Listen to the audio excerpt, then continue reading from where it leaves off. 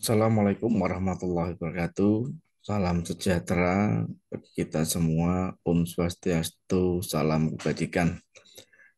Hari ini kita ketemu lagi dengan saya Supistanto. Untuk pertemuan kali ini kita akan membahas mengenai teknik interview klien.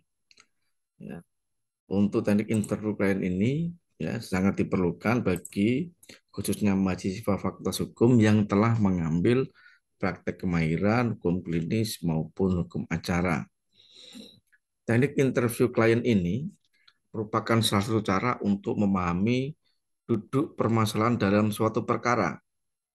Selain dengan mempelajari berkas perkara, untuk memahami suatu perkara juga perlu dengan cara menggali informasi sebanyak mungkin dari klien dengan suatu teknik wawancara. Untuk hal itu, maka perlu adanya kejujuran dan saling percaya antara klien dengan advokatnya sebagai kunci keberhasilan dalam penanganan suatu perkara.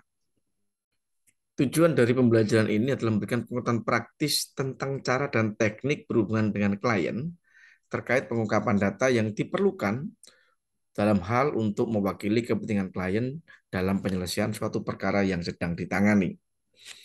Advokat dalam Undang-Undang Nomor 18 Tahun 2003, khususnya di pasal 19 dijelaskan bahwa advokat wajib merahasiakan segala sesuatu yang diketahui atau diperoleh dari kliennya karena hubungan profesinya kecuali ditentukan lain oleh undang-undang. Advokat berhak atas kerahasiaan hubungannya dengan klien, termasuk pelindungan atas berkas dan dokumennya terhadap penyitaan atau pemeriksaan dan perlindungan terhadap penyadapan atas komunikasi elektronik. Tujuan dari wawancara itu sendiri adalah mempunyai tujuan yang pertama untuk membantu klien dalam menghadapi masalah atau menemukan masalah dalam persoalan yang sedang dihadapi, untuk menemukan titik permasalahan yang sedang dihadapi. Yang kedua adalah untuk memahami klien dengan lebih teliti dari awal hingga akhir dalam rangka untuk mengurangi penderitaan klien atau untuk mengurangi permasalahan yang sedang membebani diri klien. Ada beberapa hal yang perlu diperhatikan dalam proses wawancara terhadap klien. Yang pertama adalah bagaimana membangun kepercayaan klien.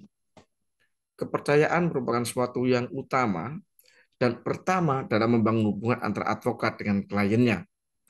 Tentu saja artinya bahwa suatu kepercayaan terhadap kantor advokat dari klien itu adalah suatu kepercayaan terhadap pribadi, merupakan suatu kepercayaan terhadap disiplin ilmu dan kecakapan profesi advokat untuk dapat membantu menyelesaikan suatu perkara yang tengah dialami oleh seorang klien. Ada dua hal yang diperlukan untuk membangun kepercayaan ini, yaitu bagaimana kita membangun proses lainnya kepercayaan, dan yang kedua adalah bagaimana menjaga kepercayaan. Kenapa membangun kepercayaan ini sangat diperlukan dan sangat penting? Karena dalam membangun kepercayaan ini adalah eh, simpel aja, bagaimana kita akan membantu seorang klien dengan sepenuh hati, dengan penuh dengan perhitungan yang matang apabila klien itu sendiri dalam menceritakan permasalahan kepada kita tidak jujur.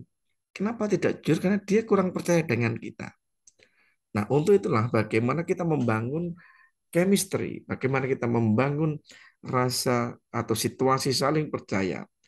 Klien itu percaya ketika dia datang ke kita untuk mengkonsultasikan permasalahannya, dia harus yakin, kita harus bisa memberikan keyakinan bahwa dia tidak datang pada orang yang tepat.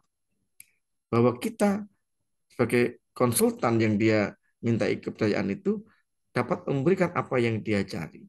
Dapat menjaga kepercayaan dalam hal misalkan informasi yang disampaikan oleh klien tersebut mengandung kerahasiaan atau mungkin mengandung aib bagi diri klien maupun keluarga klien. Sehingga sangat perlu kita meyakinkan, mungkin dengan cara menjelaskan bahwa dalam undang-undang advokat itu kita punya kewajiban menjaga rahasia klien. Jika kita melanggar itu, maka klien punya hak untuk menuntut kita secara hukum, baik itu keperdataan maupun hukum pidana. Yang kedua yang perlu diperhatikan adalah terkait dengan pada saat terjadinya konsultasi. Pada saat pertama terjadi konsultasi atau terjadi konsultasi pada awalnya, maka seorang advokat di sini atau kita selaku konselor harus terlebih dahulu mendengarkan dengan seksama ulasan dari klien terkait dengan permasalahan yang dihadapi. Tujuannya apa? Ketika kita mendengarkan yang disampaikan oleh klien itu, harapannya kita akan mampu mengetahui akar permasalahan. Kita tahu nih sumber masalahnya apa. Ketika kita tahu mengetahui sumber masalahnya, maka kita akan diharapkan dapat memberikan suatu nasihat, memberikan advice kepada klien kita, yang mana mungkin ini akan menentukan masalah tersebut bagaimana penyelesaian yang perlu dilakukan. Apakah masalah tersebut perlu dilakukan penyelesaian secara litigasi atau cukup dilakukan melalui proses non litigasi, artinya melalui proses mediasi. Jadi kita memberikan gambaran, memberikan masukan dalam pengambilan keputusan. Selanjutnya, bahwa seorang advokat ya atau kita sebagai konselor harus mampu memberikan penjelasan pada klien kita mengenai seberapa besar sih peluang kemenangan dalam perkara yang kita hadapi, atau berapa besar sih peluang perkara itu dapat kita menangkan, dengan tentu saja tidak boleh menjanjikan kemenangan itu ya, tapi kita memberikan ulasan mengenai berapa besar peluang itu berdasarkan dengan hasil analisis kita dan alternatif pemecahannya. Penjelasan ini sangat penting sekali dan akan sangat strategis, sehingga ketika kita memberikan penjelasan pada masa konsultasi itu, maka penjelasan kita harus mendasarkan pada ketentuan hukum yang berlaku, mendasarkan pada bukti-bukti dan fakta-fakta hukum yang kita temukan selama proses konsultasi. Jadi ketika dalam proses konsultasi kita akan mencatat dan seterusnya, sehingga ketika kita menjelaskan kepada klien, kita akan menjelaskan bahwa permasalahan yang dihadapi itu solusinya seperti apa, apakah litigasi non litigasi itu dengan ketentuan hukum. Oh nanti meskipun katakanlah ditanya nih, permasalahan kita masuk ke pengadilan di cara perdata, maka nanti akan terbuka mediasi. Kita menjelaskan bahwa mediasi akan tetap bisa berlangsung atau perdamaian dapat tetap berlangsung sepanjang belum ada putusan. Jadi tidak perlu takut misalkan ketika memang harus masuk ke pengadilan karena klien mungkin mengharapkannya sebisa mungkin penyelesaian dengan mediasi. Maka kita bisa menjelaskan secara rigid dengan jelas mendasarkan pada bukti fakta hukum dan tentu saja dengan landasan hukum yang kuat. Nah, di dalam wawancara itu juga perlu menyebutkan kepada klien mengenai besaran biaya yang diperlukan, mengenai tenggang waktu yang mungkin akan dilalui dalam proses penyelesaian suatu permasalahan, serta target yang akan atau ingin dicapai dalam menyelesaikan kasus tersebut. Targetnya apa nih klien? Pengennya seperti apa? Nah, kita yang bisa menjelaskan itu dengan mendasarkan pada apa yang disampaikan klien pada kita. Yang ketiga adalah tadi kita sudah bagaimana menjaga kepercayaan, bagaimana dalam proses konsultasi. Yang ketiga adalah terkait dengan kronologis perkara. Setelah kita dilakukan wawancara dengan klien itu, maka kita punya kewajiban menyusun hasil wawancara itu menjadi sebuah kronologis peristiwa atau kronologis kasus. Nah, kronologis kasus yang kita buat ini kita mintakan tanda tangan dari klien. Jadi dibuat tertulis. Tujuannya apa sih? Kenapa harus tertulis nih hasil wawancaranya? Hal ini bertujuan untuk mendapatkan persetujuan dari klien bahwa apa yang kita catat dalam proses kita itu sudah benar sesuai dengan yang diceritakan oleh klien. Artinya ketika nanti ada keberatan dari klien, ketika kita dalam pelaksanaan penanganan perkara itu, di kemudian hari ada keberatan terkait dengan kronologis kasus yang kita susun, maka kita dapat menunjukkan pada klien ya bahwa apa yang kita tulis itu sudah sesuai dengan apa yang diceritakan klien. Ya. Sehingga nantinya apabila terjadi keberatan dari klien, maka klien tidak akan bisa menyangkal bahwa yang dijelaskan baik dalam panggilan, gugatan, pembelaan, itu bersumber dari keterangan dan penjelasan klien itu sendiri. bukan hasil karangan, hasil rekayasa, atau praduga dari advokat atau konselornya. Sehingga dalam membuat deskripsi kronologis itu harus disertai dengan bukti-bukti yang mendukung peristiwa deskripsi tersebut.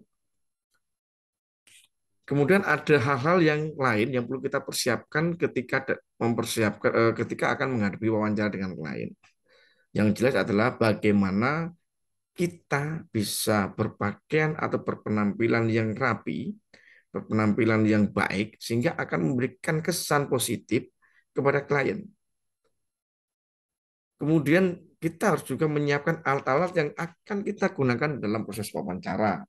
Bisa laptop, notebook, kemudian iPad, atau alat perekam, atau alat tulis yang sederhana, ya, serta materi yang diperlukan untuk menangani perkara yang mungkin akan diceritakan oleh klien kita. Nah, dalam proses wawancara ini kemudian ada namanya kita buat struktur wawancara yang terpenting, hal yang perlu diperhatikan. Yang kelima adalah struktur wawancara. Struktur wawancara ada tiga pada prinsipnya, yaitu pertama pembukaan, yang kedua isi, ketiga penutup. Pembukaan itu adalah sesi atau saat di mana kita selaku konselor dengan klien itu bagaimana kita menciptakan hubungan yang baik. Bagaimana kita bisa menciptakan agar klien itu bisa secara bebas dan terbuka menjelaskan, menceritakan duduk permasalahan yang dihadapi. Klien dapat berkomunikasi secara jujur, tulus, dan menyenangkan, sehingga akan menciptakan suasana saling percaya. Kemudian kita tunjukkan niat baik kita, sehingga akan muncul niat baik bersama, serta kita harus bisa menjelaskan maksud dan tujuan wawancara tersebut. Nah, di sesi pembukaan kita harus menciptakan tadi suasana yang humble dan seterusnya. Yang kedua yaitu isi wawancara. Isi wawancara ini adalah bagian utama dari wawancara, di mana kita dapat berbicara secara intensif, kemudian saling bertanya, kita saling berinteraksi, tanya jawab terkait dengan permasalahan yang diceritakan klien. Nah, wawancara ini dapat kita mulai dengan hal pertanyaan yang sifatnya umum serta ringan. Misalkan kita menanyakan sejak kapan sih saudara kenal dengan si X ini, terus kenalnya dari mana, nah, kan? Terus awal mulanya bagaimana pihak ini kemudian bisa berhubungan dengan saudara. Ini hal yang ringan dulu. Jadi ambil pendekatan itu tidak langsung terhadap permasalahan, tidak langsung gimana, ada masalah apa nih yang bisa saya bantu. To the point aja, nggak usah berbelit, bisa. Karena kita harus menciptakan suasana yang nyaman, sehingga kita jangan langsung ambil pendekatan bicara langsung terhadap masalahnya. Kemudian kita harus menghindari pertanyaan yang berbelit-belit atau penggunaan istilah bahasa yang oleh klien itu tidak dipahami. Ya, kita juga harus melihat klien kita ini background pendidikannya seperti apa, pergaulan seperti apa, sehingga ketika kita bicara dengan klien, kita sesuaikan dengan kondisi klien kita. Kalau klien kita itu pendidikan katakanlah SMA ke bawah, ya udah kita nggak perlu kemudian menggunakan kata-kata asing atau kata-kata yang mungkin bagi klien kita kata-kata ini terlalu elit dan tidak dipahami. Kemudian kita harus mengajukan dalam wawancara itu kita harus mengajukan pertanyaan yang sifatnya konkret, pasti, sehingga nanti klien itu dalam memberikan jawaban juga akan memberikan jawaban yang pasti dan tidak mengambang. Dan yang terlebih penting lagi adalah bagaimana dalam proses wawancara ini nanti kita menjaga agar suasana itu tetap informatif, tetap santai, tetap menyenangkan. Sehingga klien kita akan menjadi nyaman dalam proses wawancara dan akhirnya apa? Klien juga akan lebih nyaman lagi dalam memberikan informasi secara penuh kepada kita. Akan berikan semua informasi yang kita butuhkan. Dan yang terakhir ya penutup dalam struktur wawancara itu ada kita sebut ada penutup. Maka di sini kita buat catatan nih, membuat kesimpulan, meringkas pokok dari permasalahan yang diceritakan oleh klien. Ya, kemudian kita konfirmasi dengan klien kalau sudah oke, tanda tangan, ya. Kemudian jelaskan apa yang akan dilakukan setelah proses wawancara. Ya. Terus apa yang dilakukan klien nih? Ini sudah selesai Pak wawancaranya, terus apa yang Bapak inginkan? Nah, ini tentunya setelah pertanyaan ini kita ajukan setelah kita menjelaskan atau menerangkan terkait dengan kesimpulan dari kronologis kasus yang telah diceritakan oleh klien tadi. Nah, jadi struktur diingat kembali bahwa strukturnya ada tiga ya dalam wawancara itu yang pertama adalah pembuka, kemudian dalam isi, dan yang ketiga adalah penutup. Nah, di luar 5 hal tadi ada hal lain yang perlu diperhatikan dalam proses wawancara. Yang pertama adalah bagaimana kita memiliki teknik mendengarkan. Nah, teknik mendengarkan ini adalah bagaimana mendengarkan pendapat dan informasi klien. Jadi kita tidak boleh menyela. Kita juga tidak boleh kemudian meminta klien untuk mengulang-ulang jawabannya. Ya, sehingga nanti bisa memecah konsentrasi klien. Kenapa tidak boleh terpecah konsentrasi klien? Ini sangat penting sekali agar klien dalam menceritakan permasalahan itu runut, runtut sesuai dengan kejadian-kejadian. Maka poin pentingnya adalah bagaimana kita mencatat poin-poin utama dalam percakapan. Seperti siapa yang menginformasikan, siapa yang bicara, apa isi pembicaraannya, serta memberikan catatan tambahan yang kita anggap penting, serta dapat mendukung pemahaman klien terhadap hasil wawancara. Nah, itu intinya kemudian adalah bagaimana kita dari hasil yang kita dengar tadi, kita bisa meringkas isi wawancara tersebut. Hal lain yang perlu diperhatikan lagi, yang kedua adalah bagaimana menjawab pertanyaan klien. Ketika kita berhadapan dengan klien dalam proses wawancara tadi, dalam proses konsultasi, pasti kita tidak hanya menanya kepada klien atau bertanya kepada klien, tapi pada masanya klien akan bertanya balik kepada kita tentang permasalahan yang dihadapi. Maka jika ada pertanyaan dari klien tersebut, kita harus memberikan jawaban yang sebenarnya sesuai dengan ketentuan hukum yang berlaku. Jadi kita tidak boleh membuat jawaban yang mendasarkan pada asumsi kita belaka tanpa dilandasi dengan dasar hukum yang kuat. Ini perlu dicatat. Yang ketiga, bagaimana kita menentukan tempat wawancara. Nah, kalau sebaiknya wawancara ya memang dilaksanakan di kantor advokat atau pengacara. Namun tidak ada keharusan eh, harus di kantor advokat karena dalam beberapa kasus tertentu itu ada klien yang mungkin alasannya kenyamanan atau jarak dan lain-lain, dia tidak dapat mengunjungi kantor advokat atau pengacara. Sehingga kemudian disepakatilah tempat yang nyaman. Dan yang penting makanya tempat ini penting. Kalau memang tidak bisa di tempat pengacara, advokatnya bisa kemudian di tempat tinggal si klien itu sendiri, atau akan lebih bagus lagi misalnya kita cari tempat yang entah di kafe atau restoran, cari tempat yang private untuk menceritakan permasalahannya. Yang penting. Keempat, nah ini yang penting biasanya yang menjadi tanda tanya ini. Kalau wawancara, kalau konsultasi itu biayanya berapa sih? Atau bagaimana cara atau metode dalam menerapkan honorarium atau biaya dalam selama wawancara atau selama untuk penanganan kasus.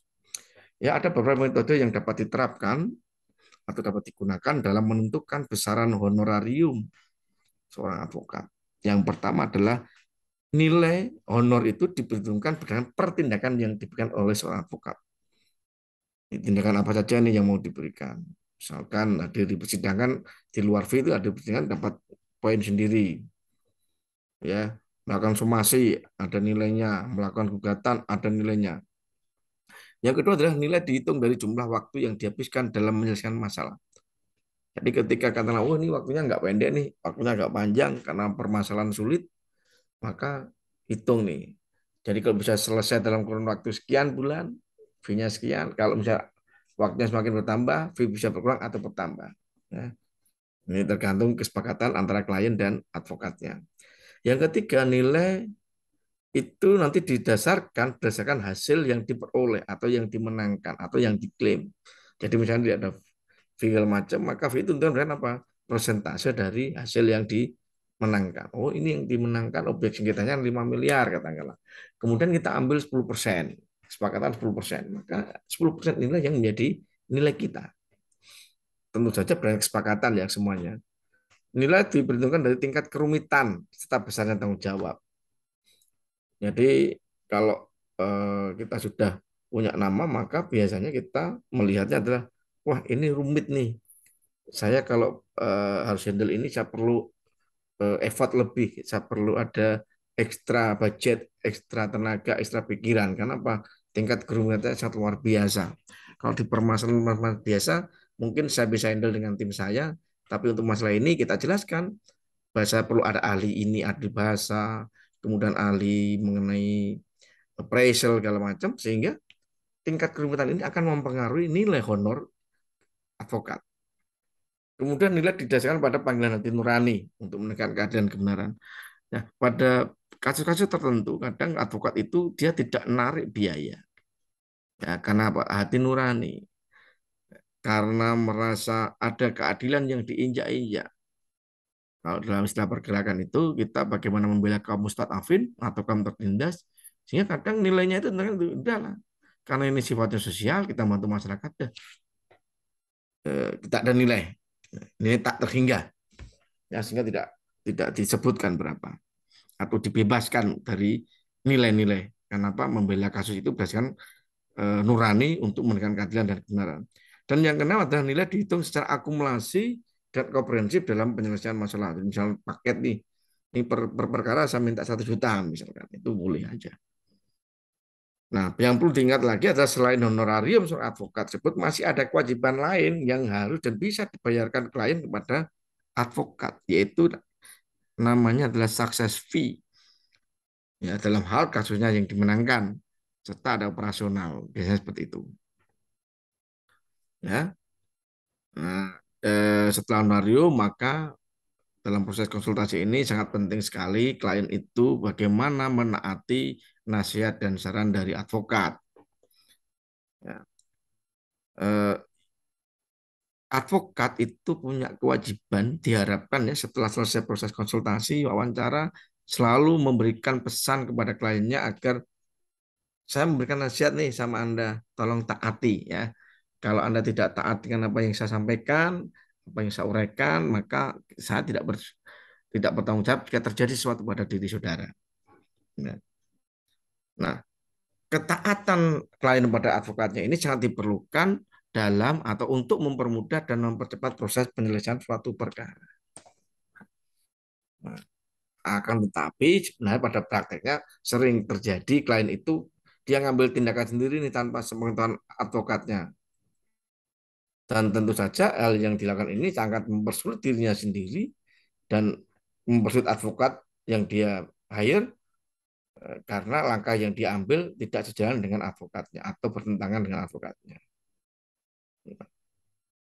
Boleh nggak sih Pak sebenarnya klien itu mengambil langkah sendiri di luar sepengetahuan kliennya? Sebenarnya sih boleh, ya boleh saja. Dalam hal apa? Dalam hal memang terdapat alasan tertentu.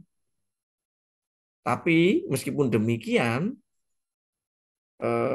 pembangkangan atau pengabaian terhadap nasihat dan saran advokat ini lakukanlah dengan sebaik-baiknya dengan mendasarkan pada hukum dan kesepakatan yang berlaku. Jadi kalau mau mengabaikan advokatnya juga monggo, tidak apa-apa. Ya, dalam waktu tertentu boleh-boleh saja. Tapi yang penting ketika mau melakukan itu maka lakukanlah, lihat kesepakatan. Ada nggak kesepakatan dengan lawyernya dengan eh, kewajiban patuh seorang klien pada lawyernya. Atau kecuali si klien ini punya alasan sendiri dan dia secara hukum dan secara kesepakatan juga tidak ada hal yang dilanggar. Ya, saya kira itu yang sampai saya sampaikan terkait dengan teknik wawancara. Harapannya nanti kita akan bisa melakukan suatu wawancara atau praktek untuk mempraktekkan kemampuan melakukan wawancara atau investigasi terhadap kasus. Terima kasih atas perhatiannya. Kurang lebihnya mohon maaf. Om Swastiastu. Salam sejahtera. Assalamualaikum warahmatullahi wabarakatuh.